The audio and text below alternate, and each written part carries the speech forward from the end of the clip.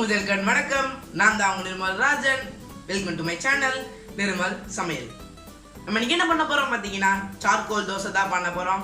இதுக்கு மெயினானது வந்து activated charcoal. இந்த சார்கோல் தோசைக்கு நம்ம சைட் டிஷ் வந்து டொமேட்டோ சட்னி செய்ய போறோம். இந்த ஆக்டிவேட்டட் சார்கோல்ல வந்து நிறைய பெனிஃபிட்ஸ் இருக்கு. என்னென்னு பார்த்தீங்கன்னா ஓரல் ஹெல்த்துக்கு ரொம்ப நல்லது, அப்புறம் கிட்னி ஹெல்த்துக்கு ரொம்ப நல்லது, இம்ப்ரூவ்ஸ் யுவர் ஸ்கின் ஹெல்த். இப்போ நம்ம வீடியோக்குள்ளே போகலாம். இப்போ நம்ம சார்கோல் தோசை செய்கிறதுக்கு ஆக்டிவேட்டட் சார்கோல் செய்யணும். அதுக்கு வந்து 2 கொட்டாங்குச்சி எடுத்திருக்கேன். கொட்டாங்குச்சி சொல்லுவாங்க, இல்லைனா இது சிரட்டைன்னு சொல்லுவாங்க. இந்த 2 தான் நான் எடுத்திருக்கேன். இப்போ இந்த 2 சிரட்டையை வந்து சார்கோல் மாதிரி மாற்றிடலாம். அதுக்கு வந்து நம்ம இப்போ இதில் வந்து ஃபயர் பட்டு இதை வந்து நல்லா கங்கு விடணும். அதுக்கு இப்போ வந்து எரிய வச்சிடலாம். இப்போ நம்ம ஸ்டவ் ஆன் பண்ணிக்கலாம். ஸ்டவ் ஆன் பண்ணிவிட்டு நம்ம சிரட்டை இது மேலே வச்சிடலாம். இதை வந்து கண்ட்ரோல் பண்ணுறதுக்கு, இதை திருப்பி போடுறதுக்கு இந்த மாதிரி ஒரு கரண்டி எடுத்துக்கோங்க. அப்போ தான் அது ஈஸியாக இருக்கும். கையில் வச்சு பண்ணிங்கன்னா கையில் வச்சு பண்ண முடியாது, பண்ணுறது டேஞ்சரு, அதனால் பண்ணாதீங்க. இதை வச்சு நல்லா ஃபயர் பண்ணிக்கலாம். இந்த சைடில் வந்து லைட்டாக இந்த மாதிரி தோல் இருந்துச்சுன்னா ஈஸியாக பற்றிக்கிறோம். நல்லா கொஞ்சம் தோலோடு எடுத்துக்கோங்க. கொஞ்சம் தீ அதிகமாக வச்சுட்டு பண்ணலாம்.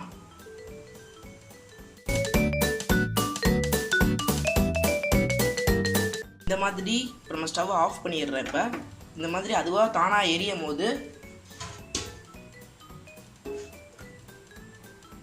ஒரு தனியாக ஒரு பிளேட்டில் வச்சுருங்க. அது அப்படியே தனியாக வீட்டுக்கு வெளியே வச்சுருங்க. அது அப்படியே மெதுவாக எரிஞ்சு அது அப்படியே கங்கு மாதிரி மாறிடும்.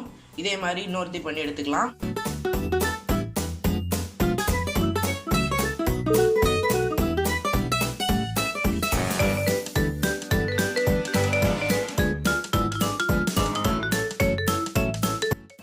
இப்போ வந்து நல்லா இப்போ சார்கோல் ரெடி ஆயிடுச்சுங்க பாருங்களேன். இப்போ வந்து அப்படியே நல்லா ஆடி போய் நல்லா சூப்பராக இருக்குது. இதை வந்து நல்லா பொடி பண்ணிக்கலாம். இப்போ மிளகுனா இடித்து வைக்கிறத அதில் வந்து நம்ம செஞ்சு வச்ச சார்கோலை ஆட் பண்ணிக்கலாம். நம்ம கொஞ்சமாக போட்டு பவுட்ரு பண்ணிக்கலாம். இப்படி வச்சு நல்லா இப்படி வச்சுட்டு மெதுவாக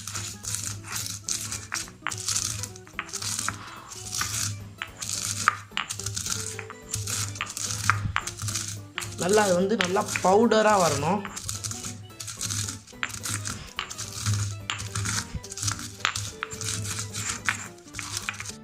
இப்போ வந்து சார்கோலை வந்து நல்லா பவுட்ரு பண்ணியாச்சு. அதை வந்து ஒரு பவுலில் ஷிஃப்ட் பண்ணிடலாம். இன்னும் பாதியை நல்லா இன்னும் பவுடர் ஆக்கிக்கலாம்.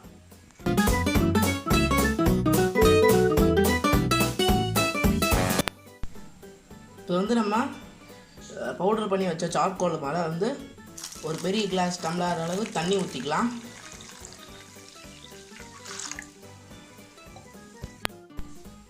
அடுத்து வந்து ஒரு ½ லெமனை வந்து சீடு இல்லாமல் ஆட் பண்ணிக்கலாம். ½ லெமன்லேயும் கொஞ்சம் கம்மியாக ஊற்றிக்கோங்க. இப்போ வந்து இதில் லைட்டாக மிக்ஸ் பண்ணிக்கலாம்.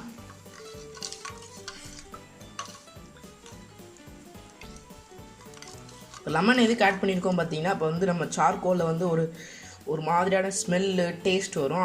அதை தடுக்கிறதுக்கு தான் நம்ம வந்து லெமன் ஆட் பண்ணியிருக்கோம். இப்போ வந்து லைட்டாக மிக்ஸ் பண்ணிவிட்டு இதை வந்து ஒரு ½ அன் ஹவர் அப்படியே விட்டுருங்க. இந்த ஆக்டிவேட்டட் சார்கோல் வந்து ½ அன் ஹவர் இருக்கும் போது நம்ம வந்து டொமேட்டோ சட்னி ரெடி பண்ணிடலாம். தக்காளி சட்னி செய்கிறதுக்கு ஃபஸ்ட்டு வந்து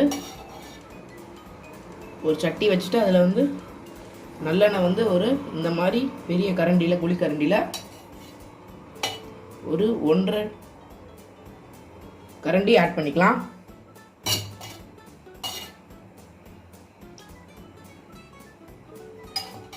அதை ஆட் பண்ணதுக்கப்புறம் எண்ணெய் சூடாகட்டும். எண்ணெய் சூடானதுக்கப்புறம் ஒரு 2 டீஸ்பூன் கடலைப்பருப்பு ஆட் பண்ணிக்கலாம். ஒரு 6 வரமிளகா ஆட் பண்ணிக்கிறேன். நீங்கள் நினைக்கலாம் இவ்வளோ வரமிளகா ஆட் பண்ணுறானேன்ட்டு. இது வந்து காரம் இல்லாதனால ஒரு 6 ஆட் பண்ணியிருக்கேன். சின்ன சின்னதாக இருக்கிறதுனால நீங்கள் வந்து காரம் இருந்ததாக இருந்துச்சுன்னா ஒரு 4லேருந்து 3 ஆட் பண்ணி 3லேருந்து 4 ஆட் பண்ணிக்கோங்க. அதுக்கப்புறம் கொஞ்சமாக கருவேப்பிலை ஆட் பண்ணிக்கலாம். அதுக்கப்புறம் ஒரு சின்ன ஒரு 8லேருந்து 9 பல்லு பூண்டு. சின்னதாக இருக்கனால ஒரு 9 ஆட் பண்ணியிருக்கேன். பெருசாக இருந்துச்சுன்னா ஒரு 5 ஆட் பண்ணிக்கோங்க. பூண்டு ஸ்மெல்லு இதுக்கு வந்து கொஞ்சம் டேஸ்ட் கொடுத்துட்டா நல்லாயிருக்கும். வந்து லைட்டாக ஃப்ரை பண்ணிக்கலாம். இந்த கடலை பருப்புனா நல்லா ஃப்ரை ஆகிட்டு வரணும். இது நல்லா வதங்கினதுக்கப்புறம் ஒரு 3 மீடியம் சைஸ் ஆனியன் வந்து சும்மா ரஃப்பாக சாப் பண்ணி வச்சுருக்கேன். அரைக்க போகிறதுனால சும்மா ரஃப்பாக சாப் பண்ணி வச்சுருக்கேன். இது வந்து நல்லா வதக்கிக்கலாம். வெங்காயத்தோட பச்சை ஸ்மெல் போகிற வரையும் நல்லா ஸ்டிர் பண்ணிக்கலாம்.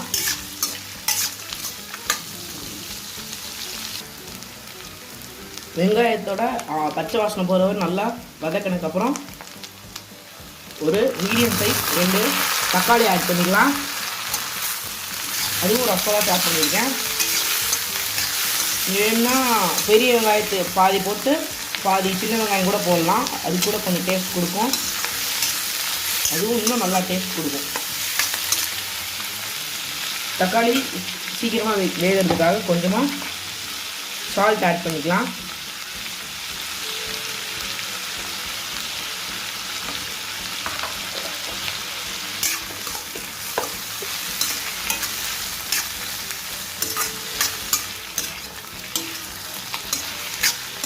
தக்காளி நல்லா மசிஞ்சு வரட்டும். அது வரைக்கும் நல்லா வேக வச்சிடலாம். தக்காளி நல்லா மசிஞ்சு வந்ததுக்கப்புறம் கொஞ்சமாக கொத்தமல்லி ஆட் பண்ணிக்கலாம். கொத்தமல்லி ஆட் பண்ணிங்கன்னா நம்ம ரெஸ்டாரண்ட் ஸ்டைலில் சாப்பிட்ற மாதிரியே இந்த டேஸ்ட் கொடுக்கும். ரொம்ப டேஸ்ட் கொடுக்கும்.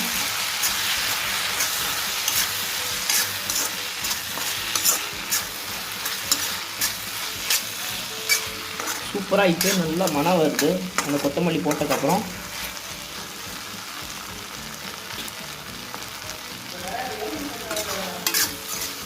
இப்போ வந்து ஸ்டவ் ஆஃப் பண்ணிடலாம். இது நல்லா ஃபேன் கடியில் ஒரு 10 to 15 மினிட்ஸ் நல்லா அதை ஆற விட்டுக்கலாம். இப்போ சட்னி நல்லா அரைச்சிட்டு வந்தாச்சு. இப்போ நம்ம சட்னியை தாளிச்சிடலாம். இப்போ தாளிக்கிறதுக்கு அதே சட்டி எடுத்துடலாம். இந்த சட்டியில் நம்ம நல்லெண்ணெய் ஒரு இந்த பெரிய குழிக்கரண்டியில் ஒரு கரண்டி ஊற்றிக்கிறேன். எண்ணெய் இப்போ சூடாகட்டும். சூடானதுக்கப்புறம் ஒரு டீஸ்பூன் கடுகு ஆட் பண்ணிக்கலாம்.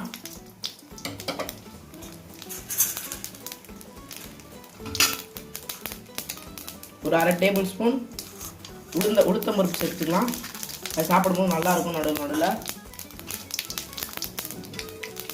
அடுத்து 2 வரமிளகா ஆட் பண்ணிக்கலாம். நல்லா பிச்சு போட்டுக்கோங்க. இதுக்கு அடுத்து கொஞ்சமாக கருவேப்பிலை.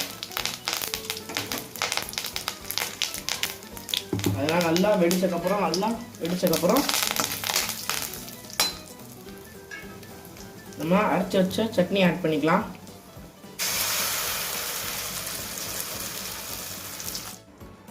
ஜாரை கழுவி அதை வந்து தண்ணி ஊற்றிக்கலாம். அதில் இருக்க தண்ணியும் ஊற்றிட்டு நல்லா லைட்டாக மிக்ஸ் பண்ணிக்கோங்க.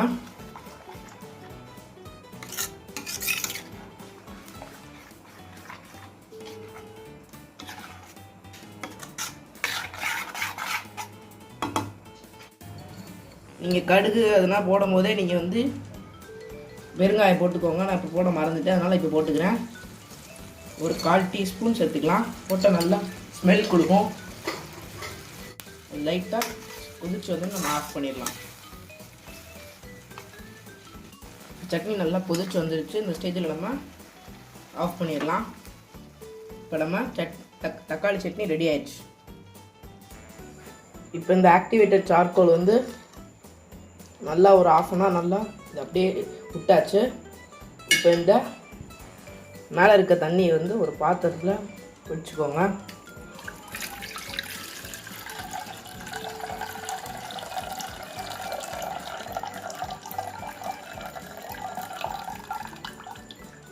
வடிச்சிட்டு கடைசியாக இங்கே இருக்குது பார்த்தீங்களா, இதுதான் நம்மளோட ஆக்டிவேட்டட் சார்கோல். இங்கே வந்து நான் சாதாரண தோசை மாவு எடுத்து வச்சுருக்கேன். நல்லா ஒரு அரை கப் வச்சுருக்கேன். இதில் வந்து நம்ம செஞ்சு வச்ச ஆக்டிவேட்டட் சார்கோல் ஆட் பண்ணிக்கலாம். ஒரு ஸ்பூன் ஆட் பண்ணிக்கலாம். ஆட் பண்ணிட்டு நல்லா மிக்ஸ் பண்ணிக்கோங்க.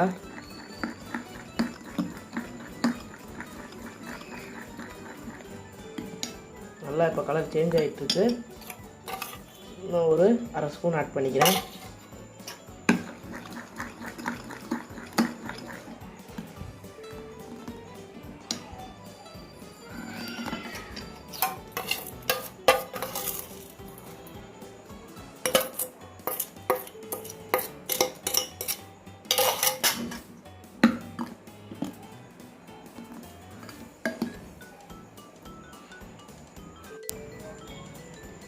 இப்போ வந்து இது நல்லா மிக்ஸ் பண்ணியாச்சு. இப்போ நம்ம தோசை ஊற்றிடலாம். ஒரு கல் எடுத்து வச்சுக்கோங்க. கல் சூடானதுக்கப்புறம்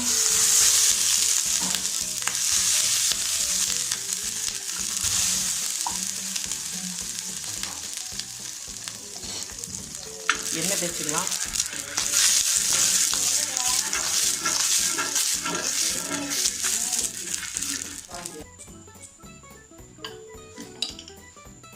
இப்போ நம்ம தோசை ஊற்றிக்கலாம். ஒரு ஹாஃப் கலர் எடுத்து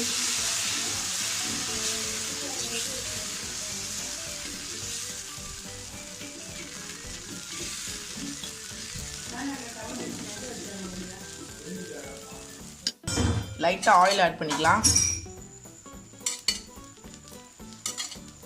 இந்த தோசை நல்லா முறுகலாக சுட்டு சாப்பிட்டா நல்லா இருக்கும்.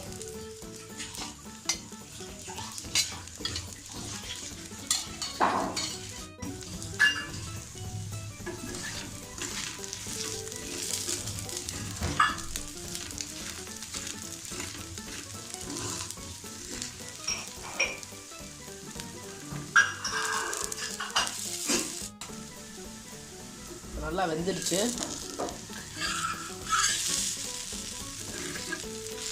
இப்படி நடுவில் கோடு போட்டுக்கலாம். கோன் ஷேப் வர்றதுக்காக இந்த சைடில் இந்த மாதிரி ஒரு கோடு போடுங்க.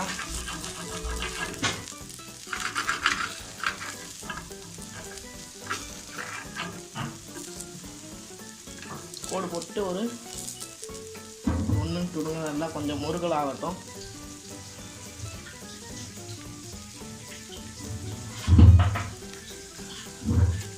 கொஞ்சம் நம்ம இந்த மாதிரி ரவுண்ட் பண்ணுங்க. அந்த மாதிரி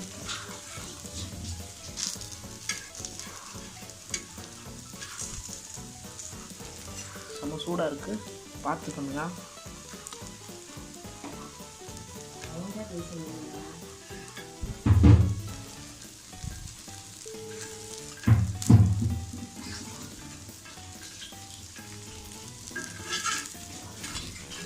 நம்ம கோன் தோசை ரெடி ஆயிடுச்சு.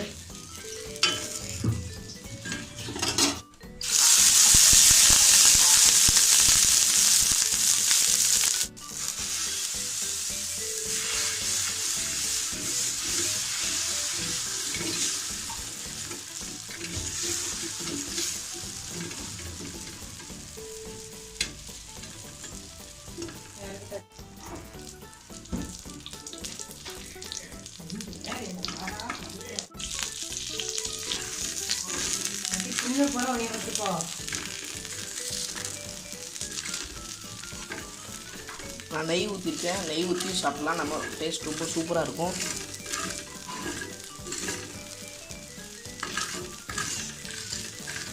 அதனால் எல்லா இடத்துலையும் ஸ்ப்ரெட் பண்ணி விட்டுக்கோங்க. பண்ணி விட்டுட்டு